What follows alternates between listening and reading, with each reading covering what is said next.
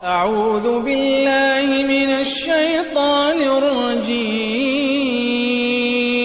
بسم الله الرحمن الرحيم. وما خلقت الجن والإنس إلا ليعبدون ما أريد منهم من رزق وما أريد أن يطعمون إن الله هو الرزاق ذو القوة المتين. پیش خدمت ہے شرح کتاب التوحید لفضیلۃ الشیخ عبداللہ ناصر رحمانی حافظہ اللہ. إن الحمد لله نحمده ونستعينه ونستغفره ونعوذ بالله من شرور أنفسنا ومن سيئات أعمالنا من يهده الله فلا مضل له ومن يضلل فلا هادي له وأشهد أن لا إله إلا الله وحده لا شريك له وأشهد أن محمدا عبده ورسوله. أما بعد فإن خير الحديث كتاب الله وخير الهدي هدي محمد صلى الله تعالى عليه وسلم وشر الأمور محدثاتها وكل محدثة بدعة وكل بدعة ضلالة وكل ضلالة في النار. من يطع الله ورسوله فقد رشد واهتدى ومن يعص الله ورسوله فقد ضل وغوى. اللهم صل على محمد وعلى آل محمد كما صليت على إبراهيم وعلى آل إبراهيم إنك حميد مجيد.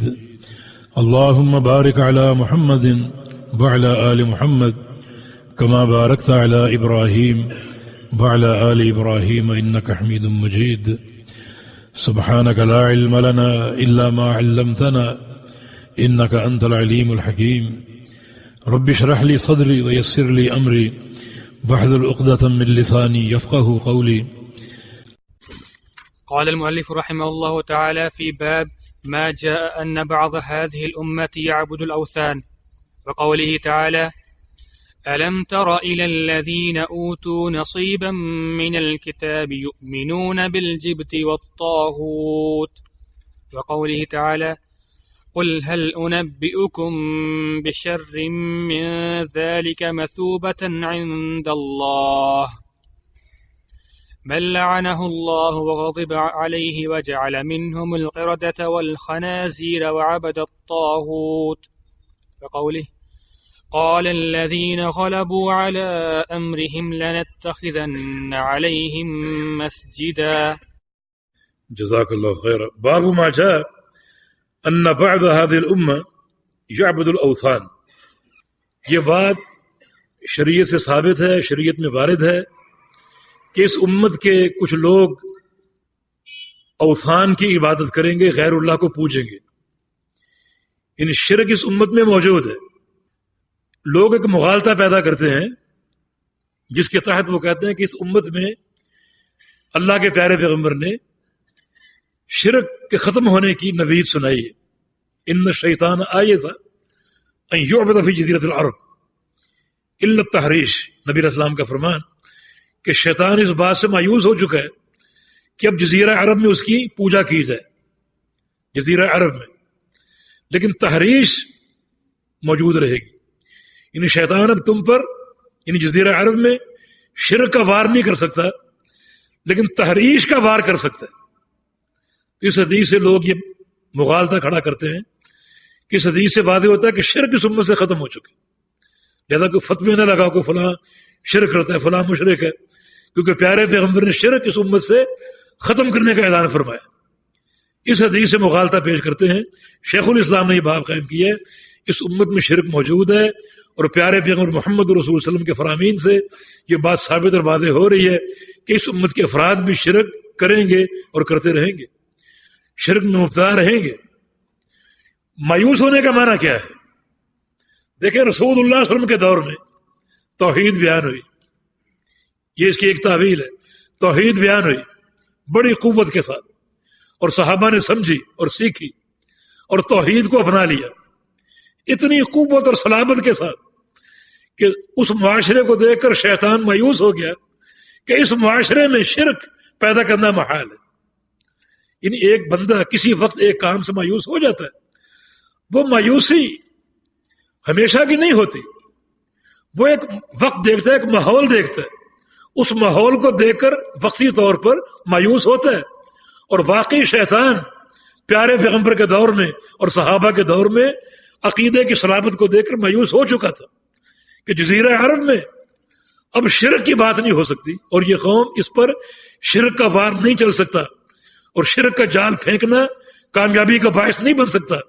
تو ٹھیک ہے، ایک وقت تھا، عقیدے کی قوت تھی اور توحید کا فہم تھا، اس کا معنی یہ نہیں کہ ہمیشہ، اور یا پھر اگر مراد اس سے پوری امت ہے تو اس حدیث کا معنی یہ ہے کہ پوری امت کبھی شرک میں مبتلا نہیں ہو سکتی، یعنی پوری امت، ہاں امت کے بعد افراد ہو سکتے ہیں۔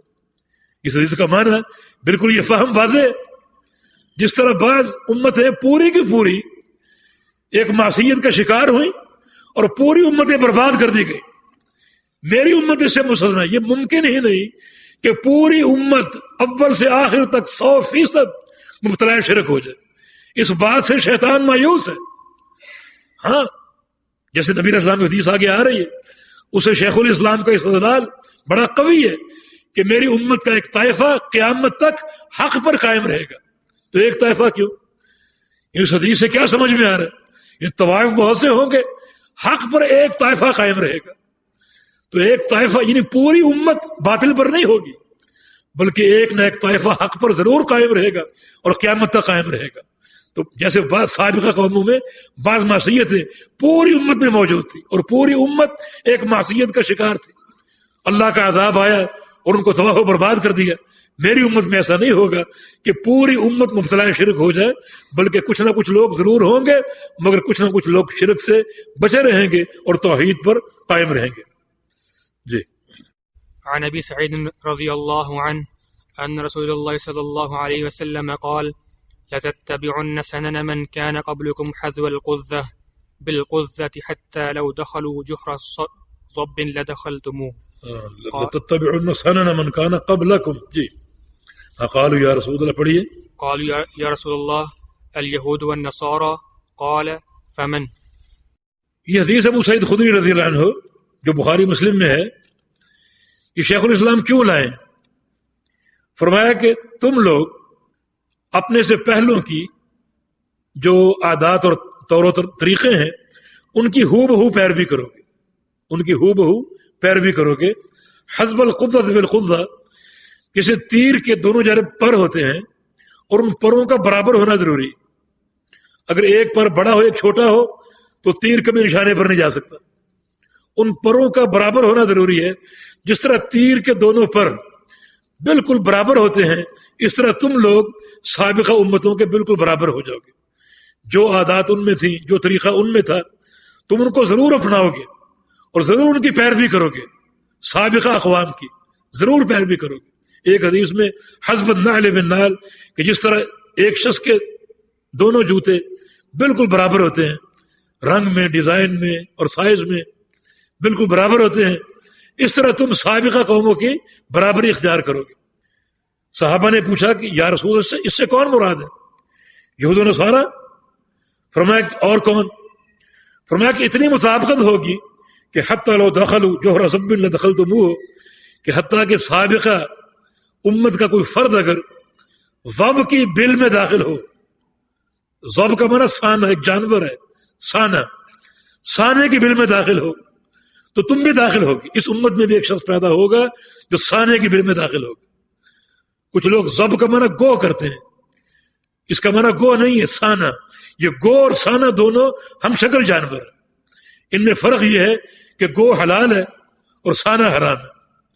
اور گو کو عربی میں ورل کہتے ہیں، ورل، اور سانے کو ضب کہتے ہیں۔ یہ ضب مراد ہے، سانہ، کہ اگر سابقہ کوئی امت کا فرد سانے کی بل میں داخل ہو، اس کی بل بڑی تنگ ہوتی ہے، اس میں داخل ہو، اس امت کا ایک فرد بھی سانے کی بل میں داخل ہو کر رہے گا، اتنی مطابقت ہوگی۔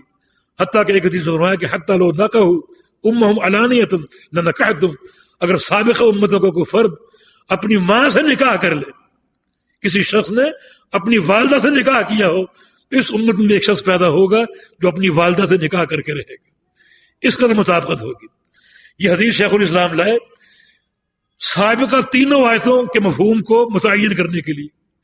یعنی سابقہ تینوں آیتوں میں یہودیوں اور عیسائیوں کا کردار ہے. ان کا کردار کیا ہے؟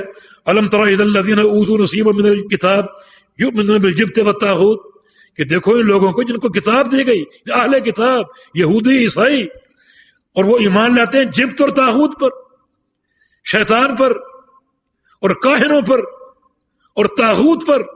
طاغوت کون ہے؟